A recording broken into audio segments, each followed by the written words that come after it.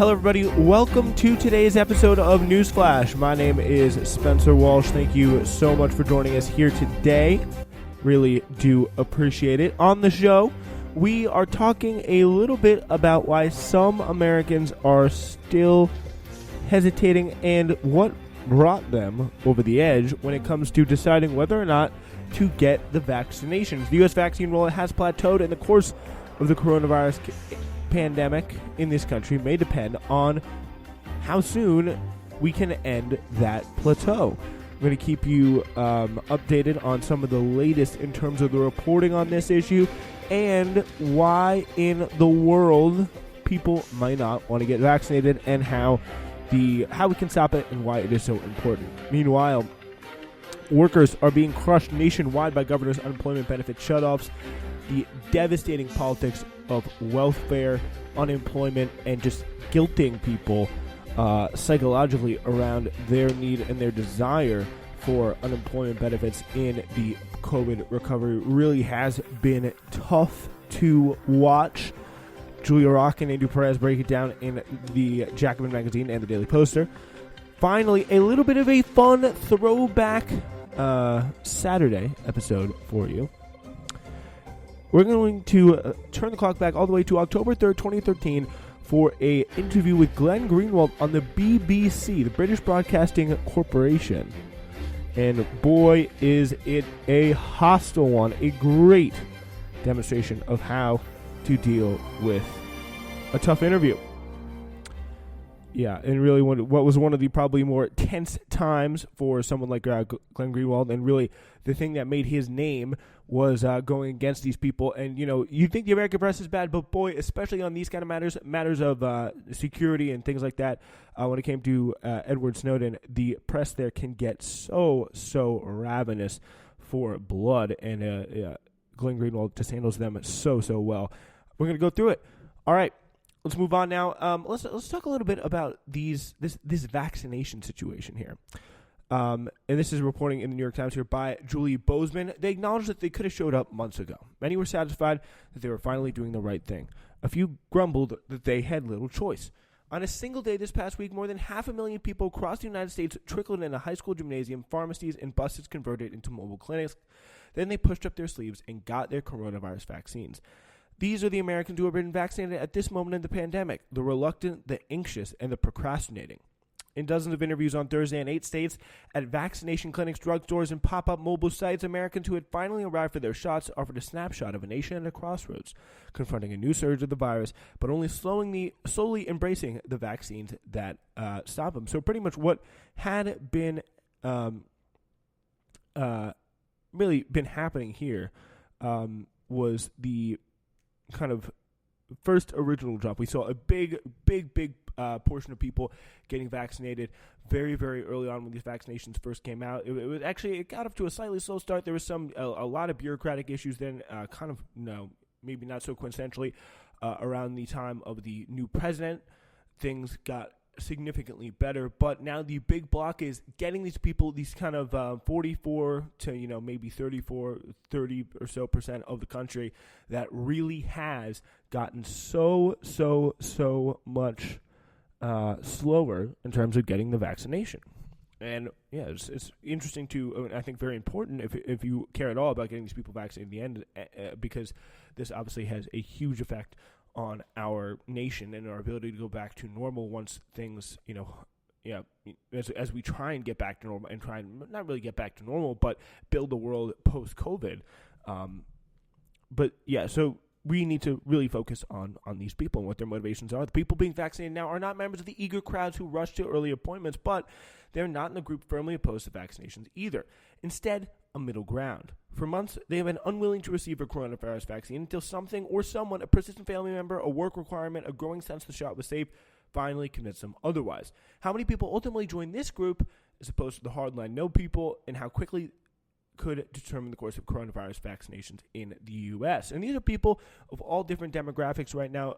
The people who have been getting vaccinated, at least, or the COVID hotspots right now are pretty much all centered around the states of Missouri and Arkansas, which, make it that what you will, the two, red states. Vaccinations not really encouraged there. So or really as much as just kind of a cultural pillar in the kind of coronavirus recovery, just how important they are to get, a lot of these governments not putting efforts behind them. But also there's infrastructural problems too. It's a very rural area, that place. And that contributing to it as well. Also just mistrust of the government for various reasons. And from various different perspectives, also playing a big role here. Some of the newly vaccinated said they made their decision abruptly, even causing a casualty after months of inaction. One woman in Portland, Oregon, was waiting for an incentive before she got shot, and when she heard that a pop-up clinic's farmer's market was distributing a $150 gift card, she decided it was time. Really, that a lot of times we can be kind of big and grandiose about political, consequences and decision-making, but in the end of the day, it's stuff like that. It's like, oh yeah, the farmer's market that I like to go to is offering a discount if I get vaccinated. I'm going to go get vaccinated. Like, some of these things, a lot of times, I think, an aspect that we don't cover is why a lot of mostly people of color and a working class people of color especially being slow to get vaccinated is because a lot of the most working class jobs are the most restrictive in terms of pay, in terms of opportunity, in terms of all this stuff, but also just time you can get off to get vaccinated. Like, think about the time you have to go, especially in a rural area. You may have to drive a lot of time, maybe a busy station. You're spending half the day in some cases getting vaccinated. That creates huge headaches for people. Like paid sick leave, already a huge problem as we saw throughout the pandemic in this country. But when it comes to actually finding the time to get vaccinated, it can be a very, very hard thing to do. An incentive like that can get things really functioning effectively. And it didn't exactly come from the government. It came from a trusted local business, a voice in the community, whatever. But that in this situation got the job done. A 60-year-old man in Los Angeles spontaneously stopped in for a vaccine because he noticed that for once there was no line at a clinic. A construction worker said his job schedule had made it difficult to get the shot. There you go. Many people said they arrived for the vaccine after intense pressure from family or friends. You're going to die. Get the COVID vaccine. Grace Carper, 15, recently told her mother, Nikki White of Urbandale, Iowa, as they debated whether to go get their shots. Mrs. White, 38, woke up on Thursday and said she would do just that. If you want to get your vaccine, get up. White told her daughter, who was eager for the shot, and the pair went to go to a Hy-Vee supermarket. Others were moved by practical considerations, planning to attend a college that's requiring students to be vaccinated, and as most are across the country, a desire to spend time socializing with high school classmates, or a job where unvaccinated employees were told to wear masks. Their answer suggests that the mandates or greater restrictions on the unvaccinated are increasingly a matter of debate by employers and government officials, and really how that could make a significant difference. Audrey Sliker of Southington, Connecticut, said she got a shot because New York's governor announced that it would be required of all students attending SUNY schools, State University of New York schools, and she plans to be a freshman at a SUNY school this fall. I don't like needles in general, she said. It's pretty simple in a lot of situations. You don't want, you're a little scared. Like, the needles can be a little scary. You don't want to, things pricking your body for various reasons. So yeah, she said, so it's more like, do I need to get it? Especially if you're a young person, far less likely to suffer from the virus. And now with the vaccine, you're way, way, way less likely. But many people interviewed described their choices in personal, somewhat complicated terms. And it can be tough, but really what I think it is the job of these various people, these people who are, making these decisions, whether at a policy level, in the governmental policy level, whether it be like community leaders, and those people can come, through business, through organizing, through active, whatever, or like local government. They need to make these decisions in their communities to reach people, and I think really a lot of times they know best in terms of what, actually, in terms about like what actually works to reach their members. Like, for example, someone here would not be most effective in reaching someone, in the other side of the country, in terms of two small town communities that are completely different with completely different cultures. So what pushed him toward, Willie Poland, he snacked on a bag of popcorn as he left a vaccination site in Chicago. He's one of the few people who showed up there that day. He was not opposed to the vaccine exactly. Nearly everyone in his life was already vaccinated, he said, and he thought he was at greater risk because of his age. He said he believed he was healthy and strong enough to be able to think on it for a while. I just wanted to maybe, think on it, see, and that's just one more person who finally made a decision, and that's added to the vaccination total. One small step closer to herd immunity.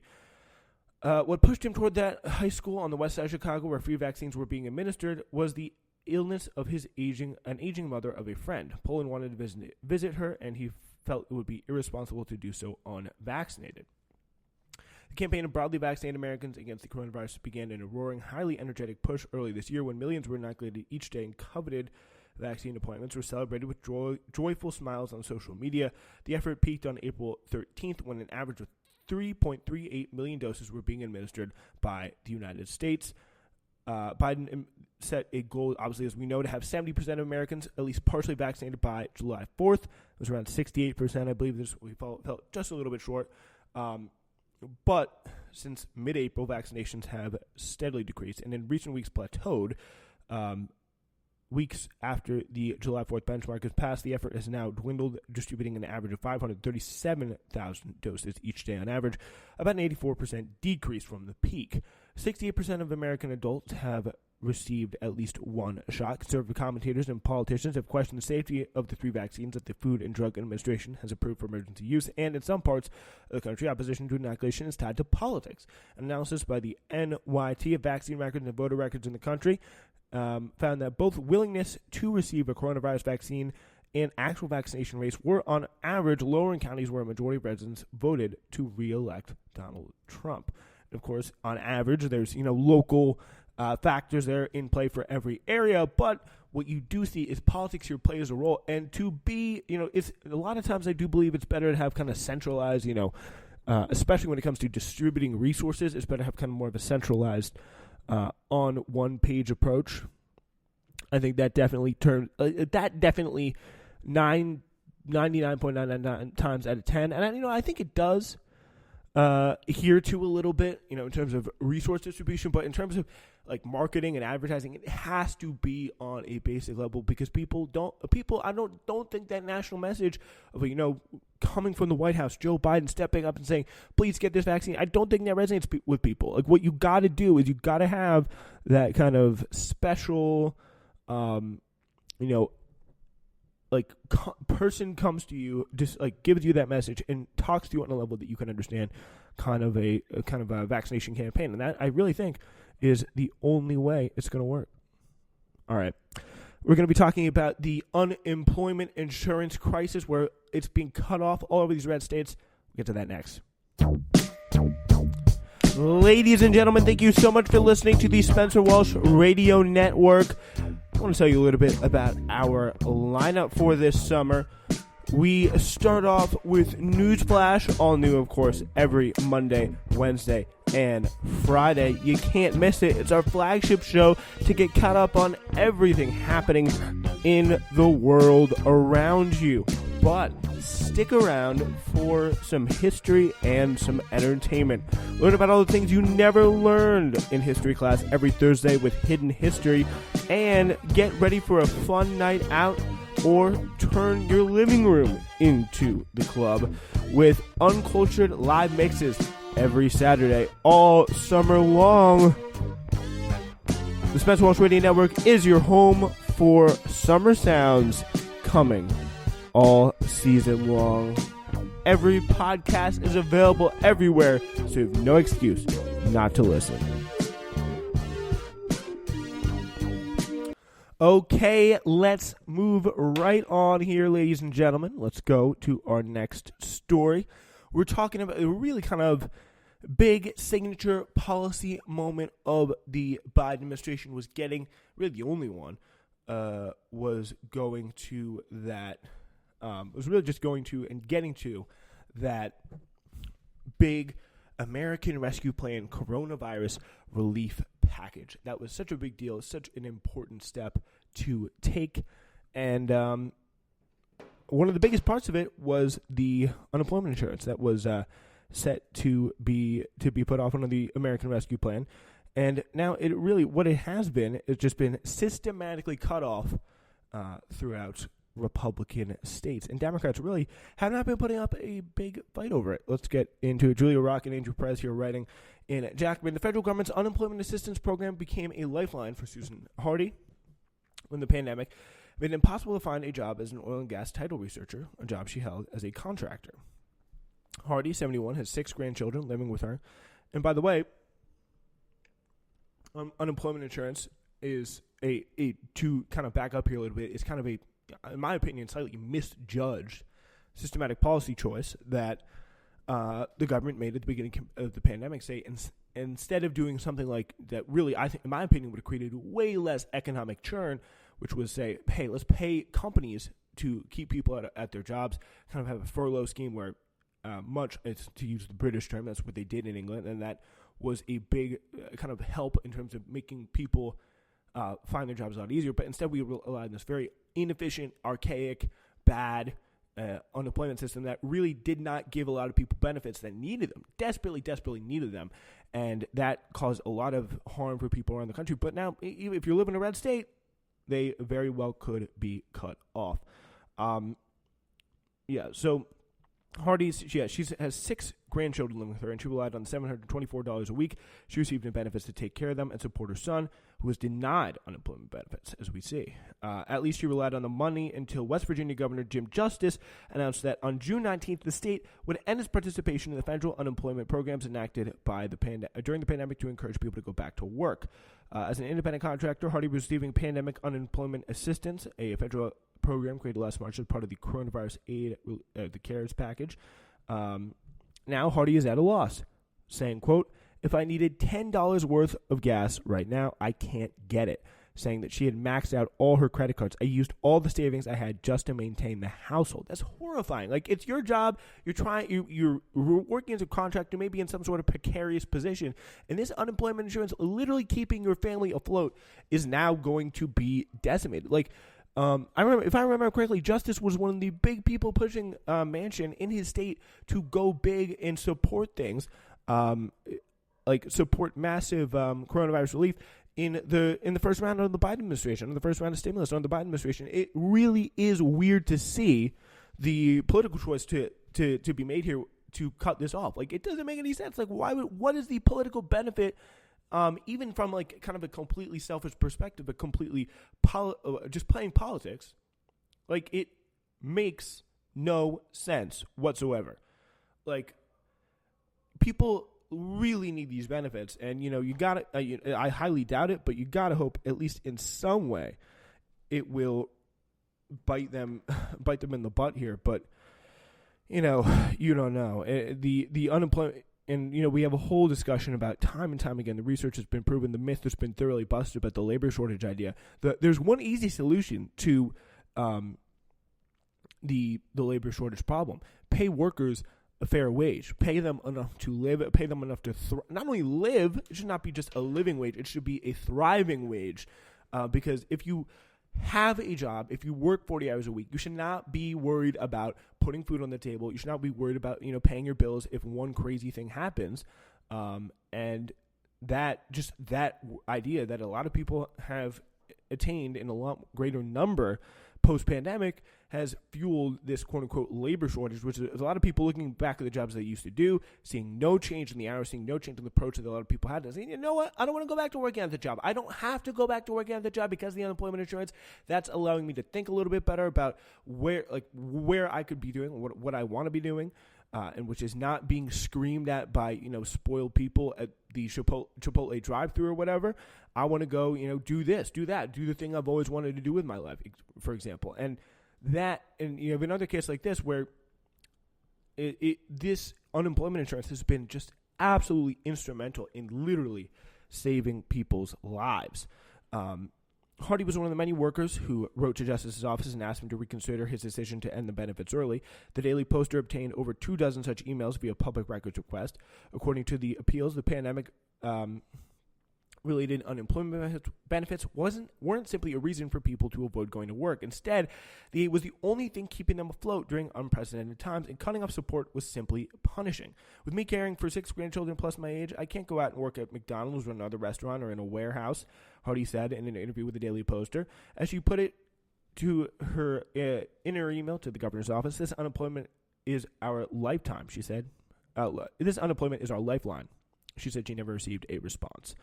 Yeah, it's really, really sad and heartbreaking to see that the Republicans are making this decision here to cut him off. But While President Biden has allowed governors to cut off benefits without putting up any fight, workers have now won lawsuits to block unemployment cutoffs in 2 states and are suing in several more.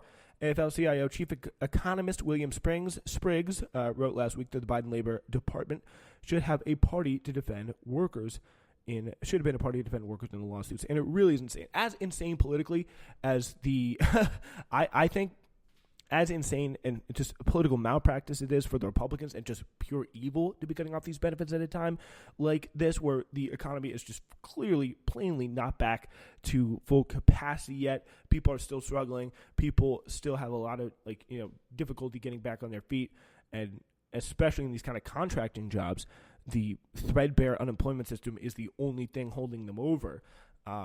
And to cut that off is just so brutal. But for the Biden administration, not even just bother suing, not even attaching their name as a party on the lawsuit, is equal political malpractice. Letting the Republicans steamroll over your only big achievement in nearly 8 months. Yeah, it's just been 7 months in office.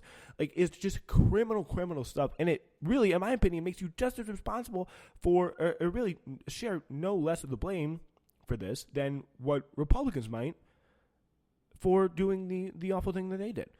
The war on jobless aid began on May 4th when Montana Governor Greg Gianforte announced that he would cut off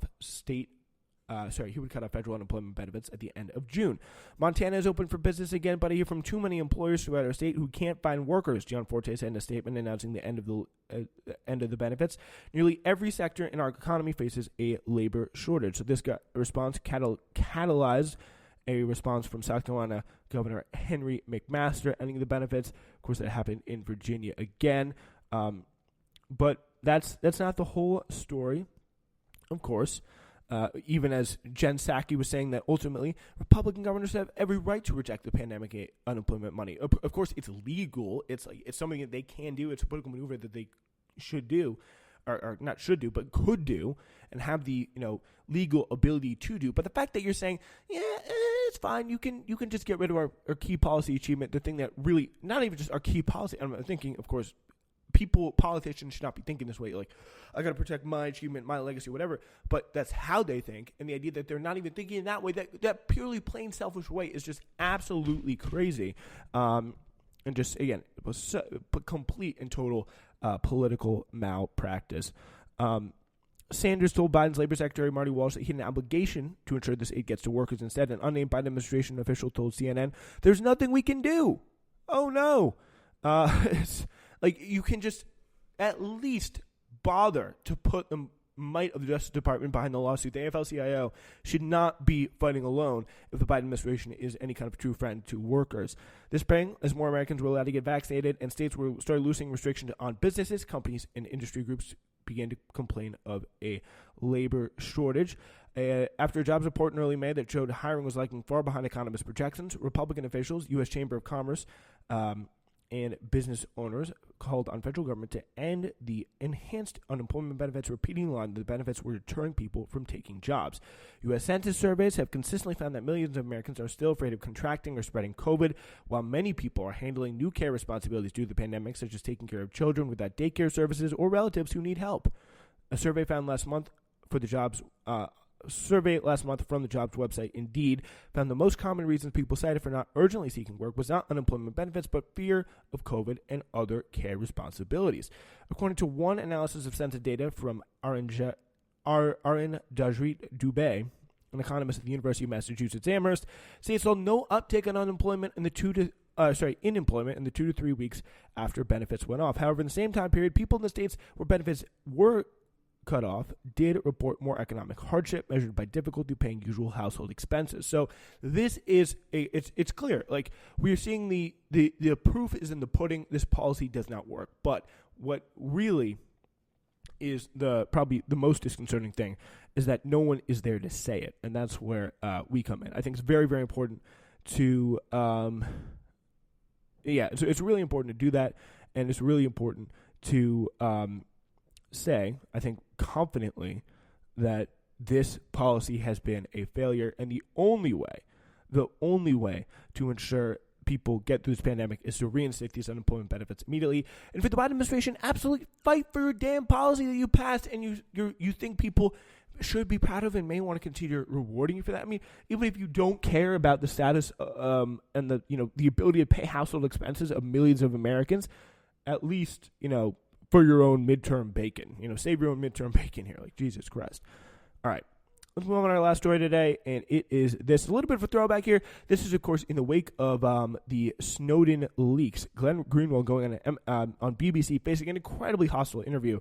But look how good this is, just crackling with passive aggression, rage, and shots fired on both sides here. Gordon Carrera. Well, Glenn Greenwald is the journalist responsible for releasing the information leaked by Edward Snowden. He joins us from Rio. Good evening, Glenn Greenwald. First of all, why should you be the arbiter about what is in the public interest and what is vital to national security? I'm not the arbiter of that. I work with a huge number of Guardian editors and some of the most experienced national security journalists in the world.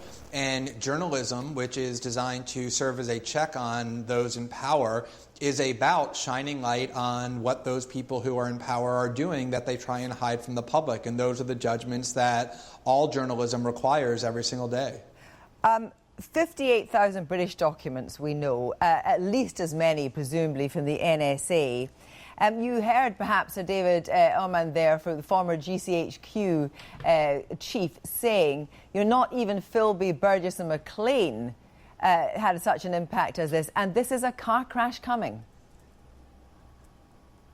Well, this idea that there's 58,000 documents just because the UK government said it, I would hope that we've learned the lesson after the Iraq War that government claims are not tantamount to the truth. But I think the broader point is that it isn't how many documents The Guardian or other newspapers around the world possess. The question is, what is it that they're doing with those documents? And in every single article that we've published and in every single article that we will publish, we have very carefully gone over every single line of every single document, and not one line, not one comma of what we published could even plausibly be said to damage national security. It's all about informing people in democracies of what their governments are doing. But what you have shown is where the huge metadata connections. Now, those connections are often made to track would-be terrorists. As a very result of those being known to people all over the world, terrorists, would-be terrorists, change their tactics. So it is very Yeah, like all over the place. We saw it's just absolutely incredible, because this is, I think, when people reflecting back on this time, this is the function of the mainstream, or just media in general, all across the world. It's to protect these people. It's not to hold the powerful accountable. Maybe you can get a big story once, a few journalists and a few organizations can do a story that really actually upsets things, but that hasn't happened in a long time. And really, the thing that this upset the national security apparatus at the time, and still has, I would argue today. Look at what they're trying to do to Assange, who is behind, in large parts behind, a lot of very similar things with WikiLeaks, and especially with Chelsea Manning and the case that he's going through. That has been an incredible PR push, or just not PR, but PR and legal push to just call him a terrorist, and it has fallen flat. But this is the purpose of the BBC, CNN, New York Times, Washington Post, when push comes to shove and when actual power is threatened, is really just to turn ruthlessly and just be like, the terrorists, they're changing their tactics. They're going to come for us now. It's all because of you. The things they're saying, just pretty much what she is trying to do here is hold them responsible for all terrorism committed in the future, because some people who are well known to be liars and to manipulate the media for their own ends said that, oh yeah, more great terrorism is coming. Come on. Possible that you actually, by your actions, make it easier for terrorists to understand how to evade all the checks that are made on them online. That's completely ludicrous. First of all, the premise of your question is entirely false. We've shown much more than just the mere collection of metadata. We've shown all sorts of invasions into the content of communications between innocent people having conversations with one another. I love it. He's not only did we not just do what you said that was so bad, but we did way, way much more. That's the typical Greenwald pettiness that we know and love. but it's totally warranted here. Or online through emails, online chat, collection of their browsing history. The idea that terrorists didn't know, that the United States and UK governments were trying to monitor their communications is laughable. Of course, every terrorist who's capable of tying their own shoes has long known that the UK and US governments are trying to monitor their communications. The only thing we've informed people of is that the spying system is aimed at them. But what I want to ask you is, how can you be sure that your actions have not made it easier for terrorists to operate? You can't be sure of that. You can't prove a negative like that, can you? Well, I don't know why you're asking me to prove a negative. Well, if I'm you just think simply it can't saying be that proven. The way that human beings reason and that journalists make. Yeah, like that is the ridiculous kind of trap that a lot of people are like a lot of mainstream media people tried to put like the defenders of Snowden and Greenwald in at the time. Was like, oh yeah, how can you be sure? You can't possibly be sure, can you? Well, that means you just shouldn't have done it in any place, and you should have let the U.S. government continue to spy on people and just completely like take the Constitution, crumple it up, and use it for toilet paper. Like that is something that's perfectly acceptable, because there's an outside chance, because one NSA like anonymous source leaked to a newspaper that many thousands of people's lives and American agents are going to be endangered because of this horrific security breach. Decisions is that you weigh all of the competing evidence as rationally as you can. And we know that the evidence that we are disclosing to the world is not about spying on terrorists that they don't already know about, but spying on innocent human beings. And I would like to find a journalist or a human being who says, I would rather remain ignorant about what my government is doing in a democracy. That is not how a healthy democracy functions. But do you think it will be such a shock that spies actually do spy, or do you think actually for a majority of the population, perhaps, it actually might be quite reassuring? They might actually feel quite safe. Think about that. Think about that insane question she's asking there. Do you think it will come as a shock that spies do spy? Yeah, I think it's going to come as a shock to a lot of people that spies are spying, like their own country's spies are spying on them. Like that's going to probably come to a shock, as a shock to a fair bit of people. I think justifiably so.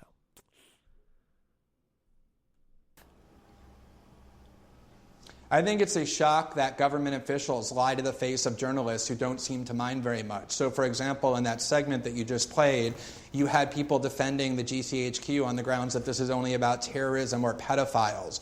And yet, much of the reporting that we've done proves that's a lie. We reported that the GCHQ and NSA are spying on Petrobras, the large Brazilian oil company that funds social programs in Brazil. Are there terrorists in Petrobras? Or that they're spying on the Organization of American States when they're negotiating economic agreements? Are there pedophiles at the OAS? So I think that the job of journalists is to prevent people in power from lying to the people over whom they're ruling. And while some of this may be devoted to terrorists, huge amounts of this system are devoted to innocent people in the population whose privacy is being eroded. There's vast amounts of material I gather that you have that still has not been revealed at the moment. I mean, do you have this? Is it in your bedroom in Rio? Weird question. I'm not going to talk about what's in my bedroom, and I'm not going to talk about the security measures. What I will say, but I mean, do you have it? I mean, it's possible that presumably you have a little. But people want to know. I'll be happy to. I'll tell you why people want to know. They want to know, I suppose, that how can you guarantee that the material you have you can keep safe? I mean, the thing is, could it possibly be on a memory stick in your pocket? I mean, people want to know how you think you can keep things safe. Well, I'll be happy to answer that. That was what I was about to tell you when you interrupted. There's only one group of people who has lost control of huge amounts of what they claim are important documents, and those people are called the GCHQ and the NSA. Yeah, just a great interview. We are out of time, but I highly recommend you go watch that. Just go back to, when Glenn Greenwald wasn't focused on like the trans panic or whatever, just being like paid off by people, whatever he's doing now. Yeah, that was a really just a masterclass in what all journalists should be, that's for sure. But yeah, some great interviews he's done with British media that just been so hostile. But that's all the time we got for you today. We'll see you on Monday. It's Newsflash.